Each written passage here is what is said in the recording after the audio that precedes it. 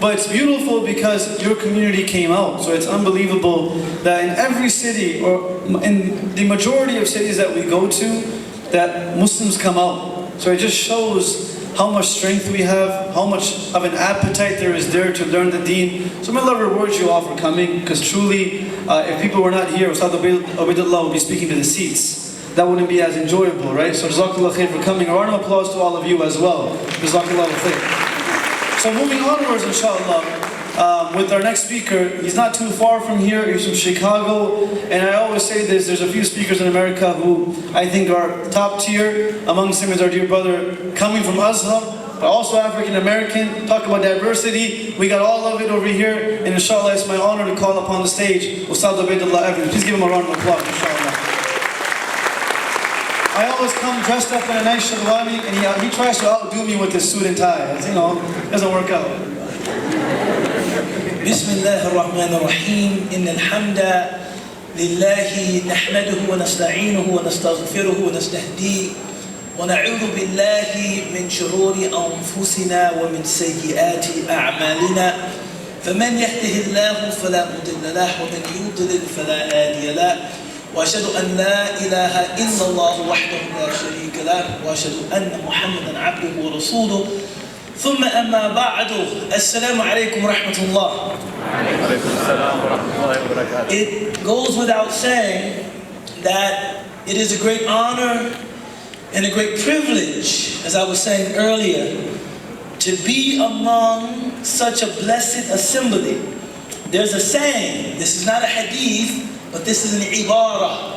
There's an adage, there's a saying, فأما الدنيا فإن الله يعطيه إلى من يحب وإلى من لا يحب ولكن الدين فإن الله لا يعطيه إلا إلى من يحب.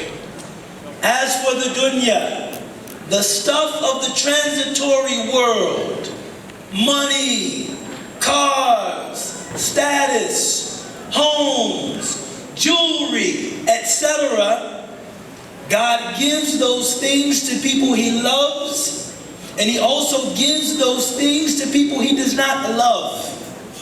As for deen, the consciousness, the awareness of your purpose in this life of worshiping Allah, Allah only gives that to people He loves.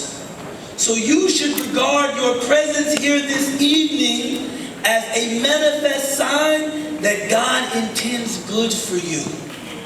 And for me, albeit a less important member of this assembly, it is still a great honor to be associated with you in any way. I want to thank Miftah, Mufti Abdul Wahab, all of the volunteers. Right, every time we do these speeches, my wife always reminds me, be sure to make them thank the volunteers and to make dua for them. Give them a round of applause. They are our unsung heroes. My wife always jokes, to get dressed up and to talk, nobody needs to thank you for that. But the people working behind the scenes, we have to be sure to remember them. We have to be sure to acknowledge them. We have to be sure to thank them. The topic that I've been assigned tonight is the relationship between Ibrahim alayhi salam and his father. And before talking about their relationship in particular, I want to address something that we know bil-istiqra', by reading into the Quran. If you look at the Quran, and I say this not in an irreverent way, but in an honest way, the Quran is filled with the stories of dysfunctional families. Right from the beginning, there's Adam, there's Hawa, there's Habil, there's Qabil. There's Adam, there's Eve, there's Cain, there's Abel. Cain kills Abel. Sayyidina Nuh, alayhi salam, who chronologically was before Sayyidina Ibrahim. Sayyidina Nuh has difficulty with his son.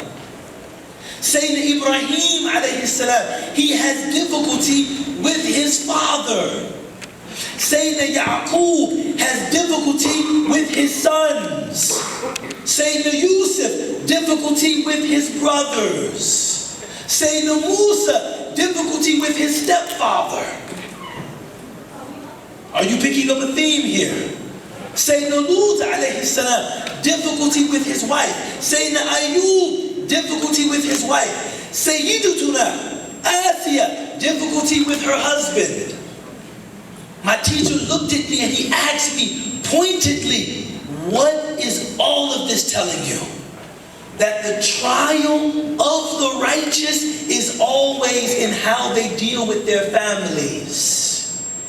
This is one of the miraculous aspects of the character of the Prophet ﷺ, that not only was he excellent in his worship of Allah, he was excellent in his dealing with his family. خيركم خيركم لأهله وأنا خيركم لأهلي. The best of you are those that are best to their families, and I am the best to my family. So we find Sayyidina Ibrahim in a very precarious, a very difficult position. God had given him guidance, and his father was not only an idolater, his father was actually the custodian of the idols. His name was Azra. He was the custodian of the idols. And Ibrahim approaches his father and he says to him, Ya Adati, like my dear sweet father. This, brothers and sisters, is the essence of adab. If you are attempting to offer irshad, to offer guidance, to offer tarbiyah to someone that outranks you, someone that is your superior, you want to approach them in a way that ingratiates. These are fancy words, but that only means to make yourself endeared to them. You don't want to approach them in a confrontational way. I was telling brothers earlier that my mother accepted Islam last year. Hafidhahullah. Say Ameen. Ameen. Say Ameen again. Ameen. It was the happiest day of my life.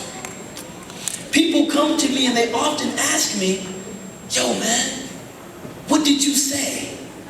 What did you do? And I'm always like, nothing. And they think that this is like false humility or, Ustadh Ubaydullah is just being humble. But really, I was always afraid to address my mother in clear, unequivocal language. Mom, you should embrace Islam. Because I did not want my mother to feel that I was disapproving of her in any way. I love my mother.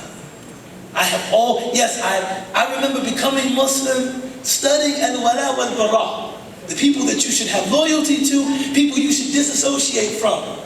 I remember looking at the sheikh saying, what about my mama? I don't know about this wala wal-bara, because I love my mother. I've always loved my mother. And I never wanted her to think that, Mom, even though you sacrificed for me, my father wasn't around when I was growing up, you've given to me, there's still something about you that's not quite right. So I know the tension in that relationship. I know the apprehension in that encounter. Ibrahim, in this example, is showing a level of courage that very few people can identify with. To go to your father, who fed you, raised you, to tell him, قَدْ جَاءَنِي مِنَ الْعِلْمِ مَا لَمْ يَأْتِيكَ. Dad, maybe I know something that you don't know. I remember once, I grew up with my grandmother, and my grandmother was telling me a story about something, and I had the audacity to say to my grandmother, Grandma, I've never heard of that. She said, you never heard of it? Man, I can make a whole new world made out of stuff that you ain't heard of. Don't you ever in your life respond to something I'm telling you by telling me you've never heard of it. I was like, okay, Grandma. He said, قَدْ جَاءَنِي مِنَ الْعِلْمِ مَا لَمْ يَأْتِيكَ. Maybe I have some knowledge.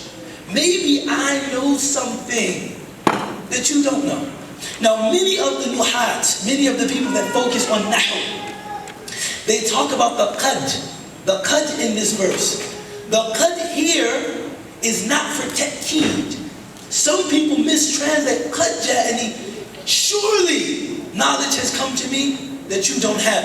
Qad here is for ibham. Maybe, perhaps, maybe. Now, Ibrahim at this time was sure that he was a messenger of God. But he still said to his father, perhaps, maybe, not, so as not to appear overly confident.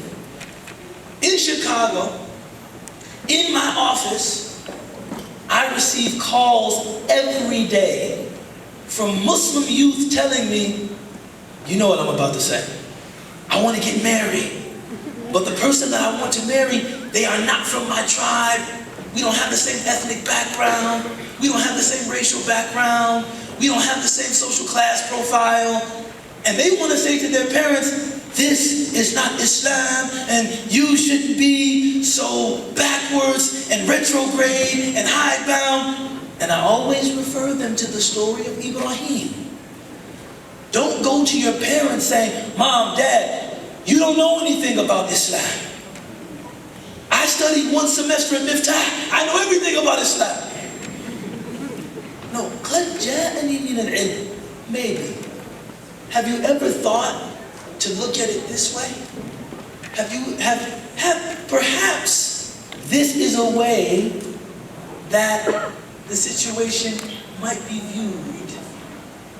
And look at the response that you might get. Ya abati. Oh, my sweet father. Oh, my sweet dear father. And then, Azara, he responds, are you raghib? Like, do you reject my idols, Ibrahim? Do you reject my idols? Now, I want you guys to understand something. When you are talking to your parents, and you are expressing disapproval, not only with something they believe, but something they have used to care for you.